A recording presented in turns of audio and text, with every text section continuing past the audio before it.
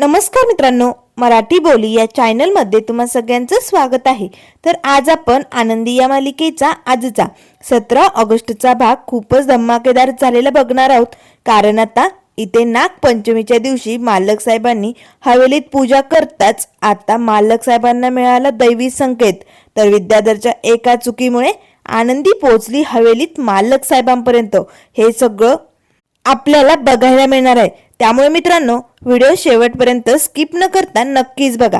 तर आजच्या भागामध्ये सुरुवातीलाच आता इथे मालक साहेब त्या धर्मशाळेत पोहोचलेले असतात। आता आनंदीला धक्का बसतो, मालक साहेब।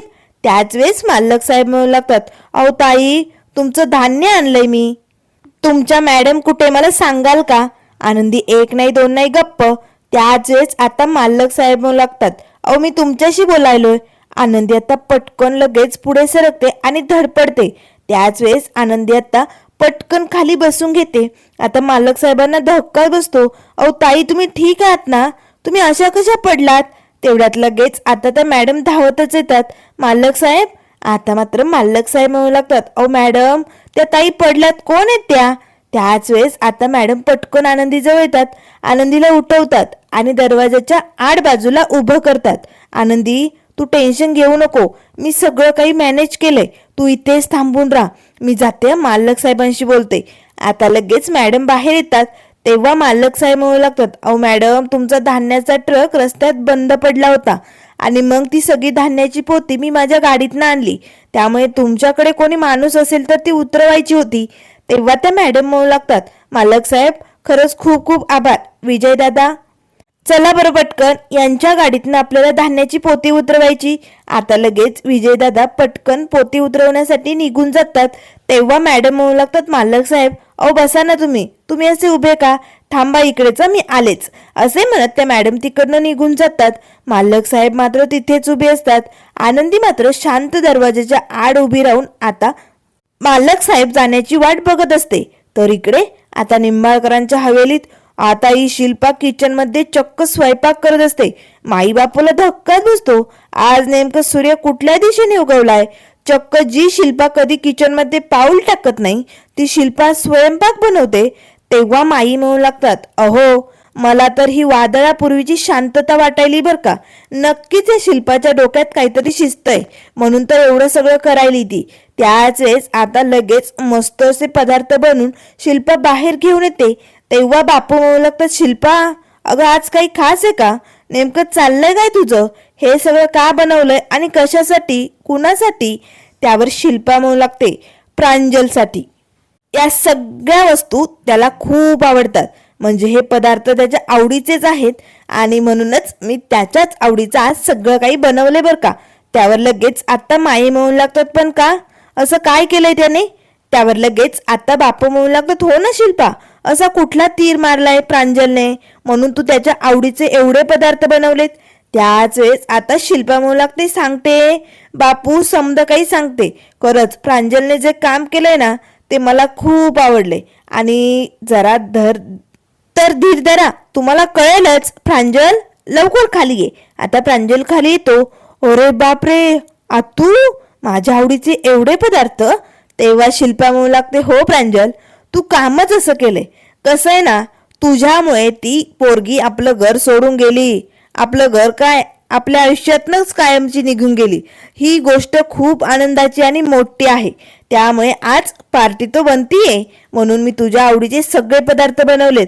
चल चल पटकन बैस, खाऊन घे। आता माई बापूला खूप वाईट वाटतं, पण शिल्पा आणि प्रांजल अतिशय खुश। त्याच वेळेस माई म्हणू लागतात, शिल्पा, हा तुमचा भ्रम आहे। तुम्हाला कितीही वाटत असलं ना की आनंदी हे घर सोडून गेली, तुम्ही कितीही खुश झाला असला ना, तरी हे सत्य नाहीये शिल्पा।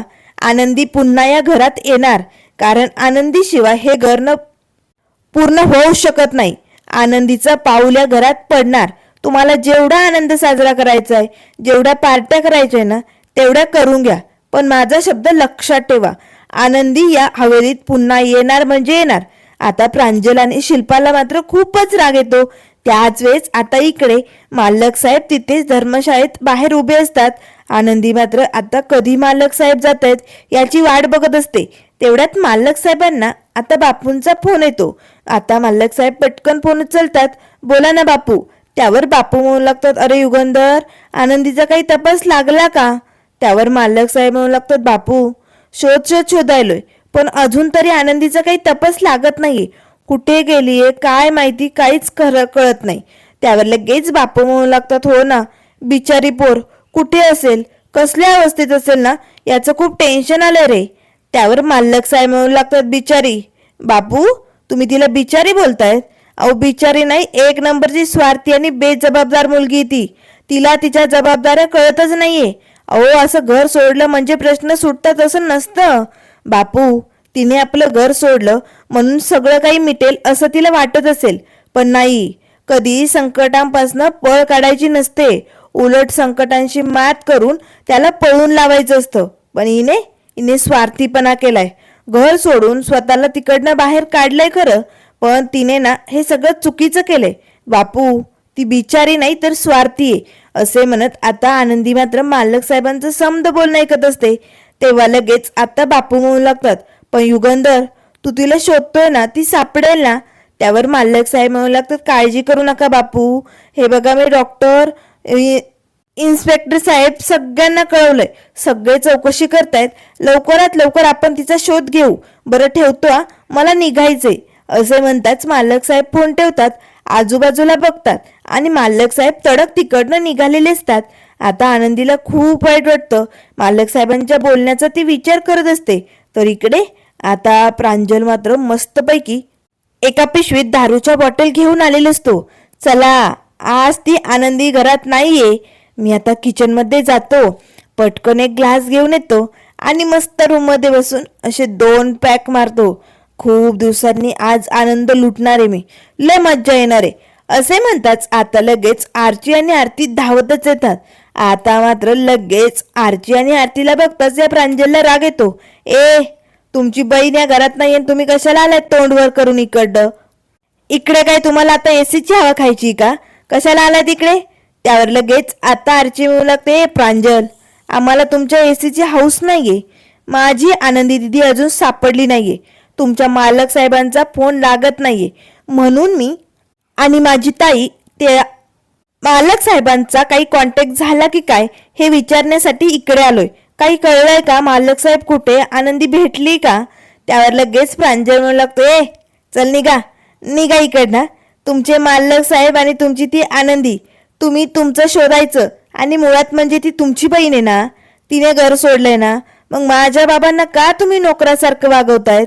ते मालक साहेब आहे का नोकर आहे? सांगा ना. ते शोधतायत तुमच्या बहिणीला आणि तुम्ही आरामात बसलाय तिकडे, हो की नाही? त्यावर लगेच आता आरतीताई म्हणू लागते, हे बघ प्रांजल, आम्ही सरळ शब्दात विचारतोय, आनंदी आणि मालक साहेबांबद्दल काही कळलं का? मालक साहेबांचा कुणाला फोन आला होता का? हे आम्ही स्पष्ट शब्दात विचारतोय. तू योग्य पद्धतीने चांगलं उत्तर दे ना. त्यावर लगेच प्रांजल म्हणू लागते, चल जा निघा, मला नाही द्यायचं नीट उत्तर. तो माझा प्रश्न राहिला. तुम्हाला काय? तुमची आनंदी नाही ना सापडली? गेली असेल दुसऱ्या शहरात. इथे कशी हवेलीत सून म्हणून तिला मिरवायचं होतं, सत्ता गाजवायची होती ना, पण ते आम्ही जमू दिलं नाही म्हणून तिने हे घर सोडलं. पण आता दुसऱ्या शहरात जाऊन एखादा दुसरा चांगला श्रीमंत माणूस पटवेल आणि त्याचा हात धरेल, त्याला आपल्या जाळ्यात अडकवेल, तिकडे आता तिची सत्ता सुरू करेल. असंच असेल तुमच्या बहिणीचं कांड. आता मात्र आरची आणि आरतीला राग येतो. तेव्हा आरची म्हणू लागते, बास, आमच्या आनंदी दिदीबद्दल आम्ही काही ऐकून घेणार नाही. तेव्हा लगेच आरती म्हणू लागते, प्रांजल तोंडाला येईल ते बोलायचं नाही. माझी आनंदी तशी नाहीये, लक्षात ठेव.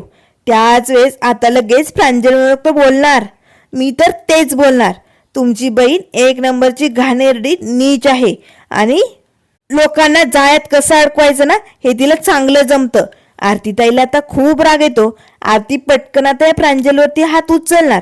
तेच आता पाठीमागनं लगेच आता पृथ्वी येतो आणि पटकन आरतीचा हात पकडतो. तुझी हिंमत कशी झाली? माझ्याच घरात येऊन माझ्या भावावरती हात उचलतेस तू? तेव्हा आरती म्हणू लागते, हो तुला एवढं वाईट वाटतंय तुझ्या भावावरती हात उचलते म्हणून? आणि तो माझ्या बहिणीबद्दल नको नको ते बोलतोय, ते त्याचं काय? माझ्या बहिणीच्या चारित्र्यावरती शिंतोडे उडवतोय, तिच्याबद्दल नको नको ते बोलतोय, ते आम्ही ऐकून घेणार आहे. मी आधीच सांगितलं होतं, माझ्या आनंदीबद्दल आता मी एकही अपमानित शब्द ऐकून घेणार नाही.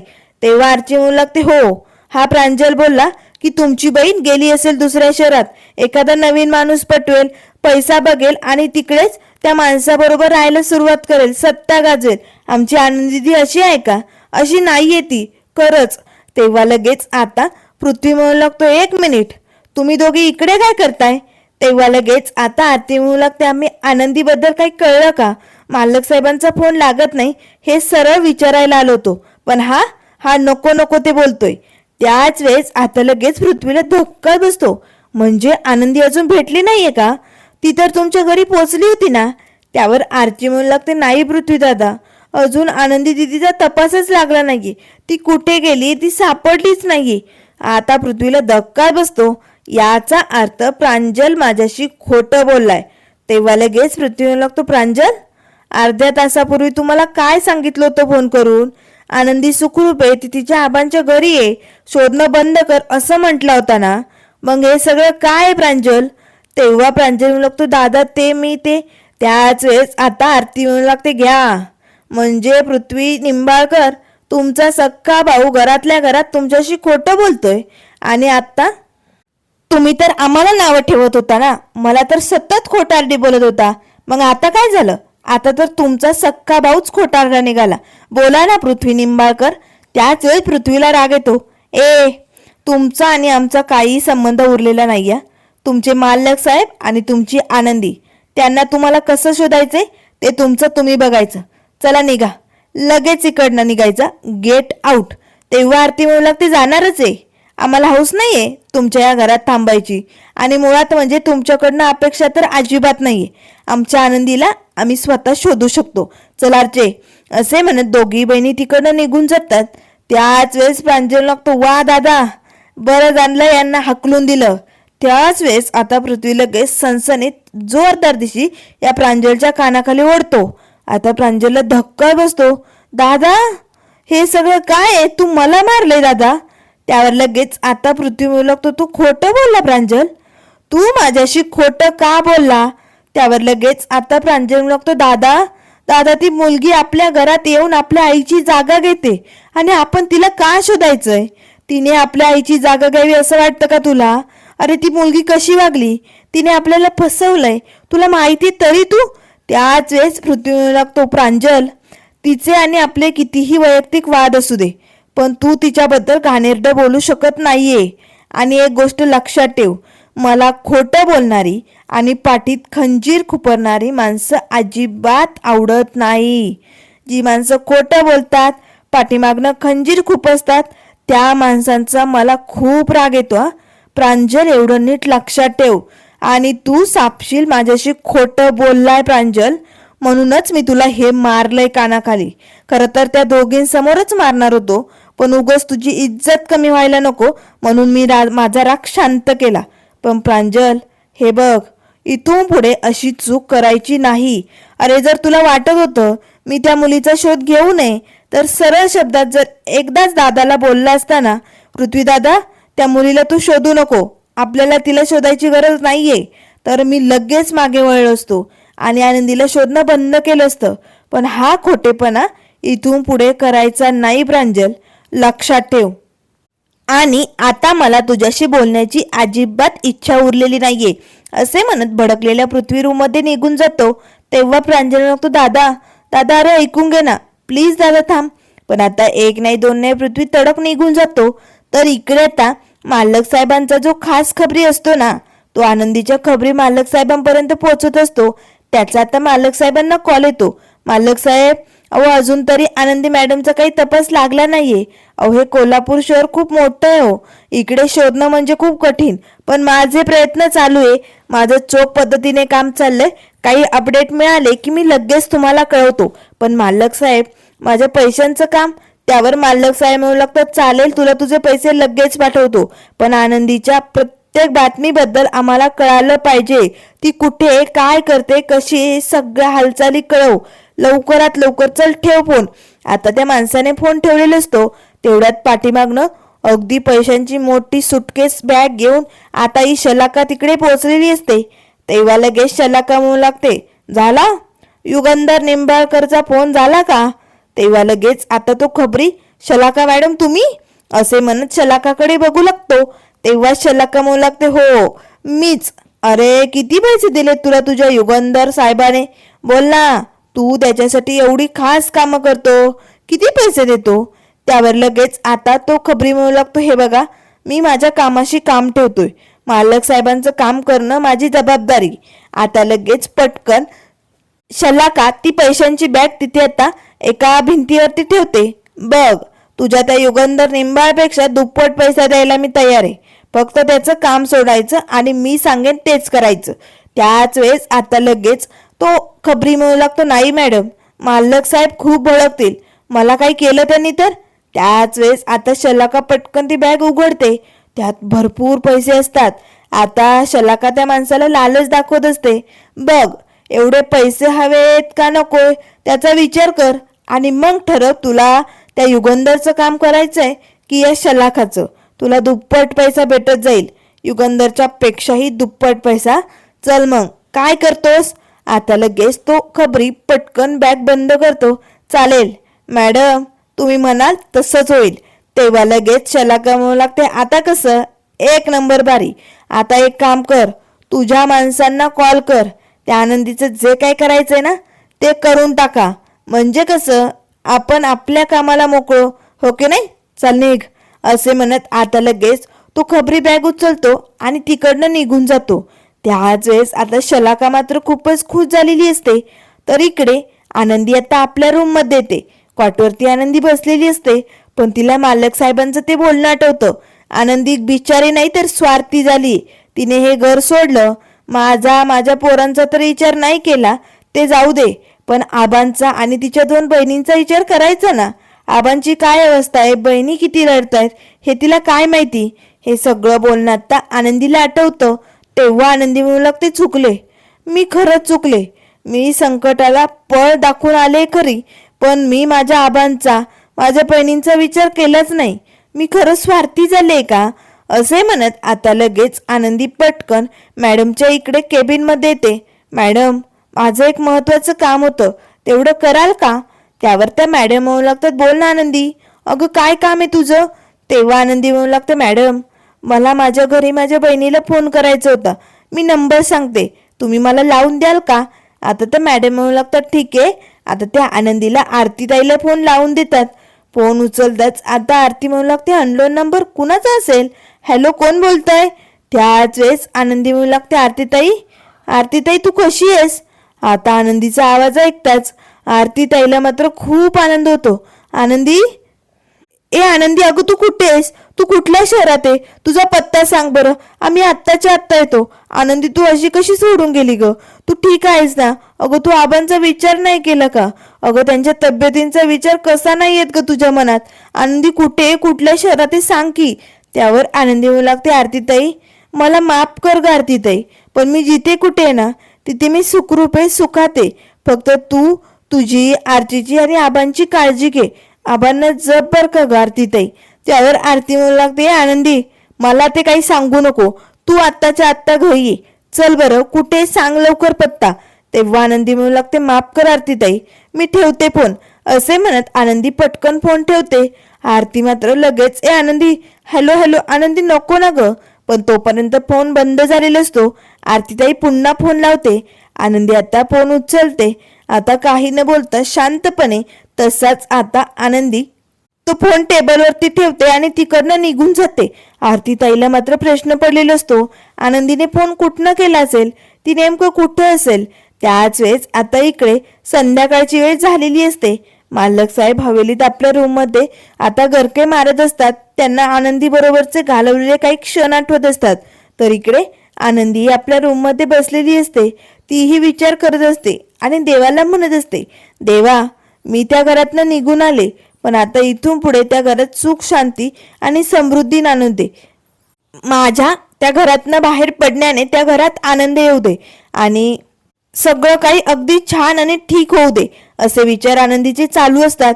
त्याच वेळेस आता इकडे मालक साहेबांनी कसा आनंदीचा मेकअप केला होता, त्यानंतर आनंदीने कसा चंदनाचा टिक्का मालक साहेबांना लावला होता, आनंदीच्या हस्ते मालक साहेबांना अवॉर्ड कसा भेटला होता, त्यांनी नंतर भुट्टा खाण्याची कशी मजा घेतली होती, हे सगळे आनंदी बरोबरचे क्षण आता मालक साहेबांना आठवू लागतात.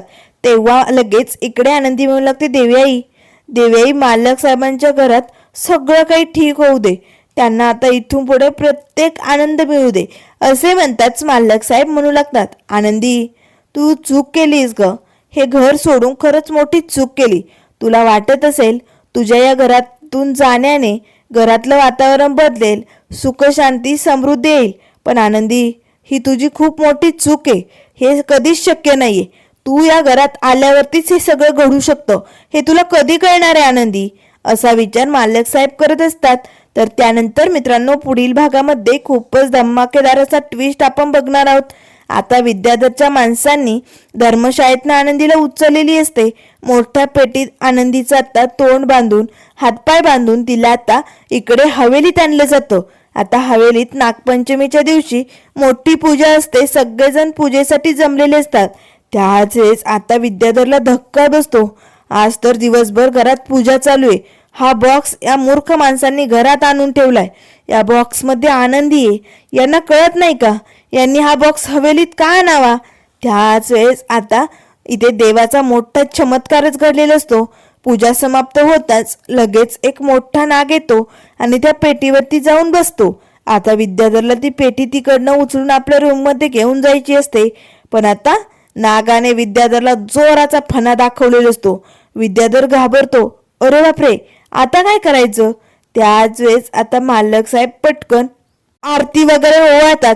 आता तो नाग हवेलीतनं बाहेर निघून गेलेला असतो. सगळेजण खूप घाबरलेले असतात. तेव्हा आता माई म्हणू लागतात, युगंधर बरं झालं, जर नागपंचमीच्या दिवशी असा नाग जर घरात आला तर खूपच चांगलं मानलं जातं, अगदी दैवी संकेतच असतो हा. तेव्हा लगेच मालक साहेब म्हणू लागतात, काय दैवी संकेत, म्हणजे आज नागपंचमीच्या दिवशी देवाने आपल्याला काहीतरी संकेत दिलाय, याचा अर्थ या पेटीत काय आहे. आता मालक साहेब पटकन ती पेटी उघडणार. तेच आता विद्याधरला धक्काच बसतो. आता पेटी उघडताच मालक साहेबांना आनंदी कशी भेटणार, पुढे काय काय होणार, हे सगळं बघायला खूपच भारी असणार आहे. त्यामुळे मित्रांनो अशाच मालिकेंच्या अपडेट पाहण्यासाठी चॅनलला लाईक करा, सबस्क्राईब करा. व्हिडिओ पाहिल्याबद्दल धन्यवाद.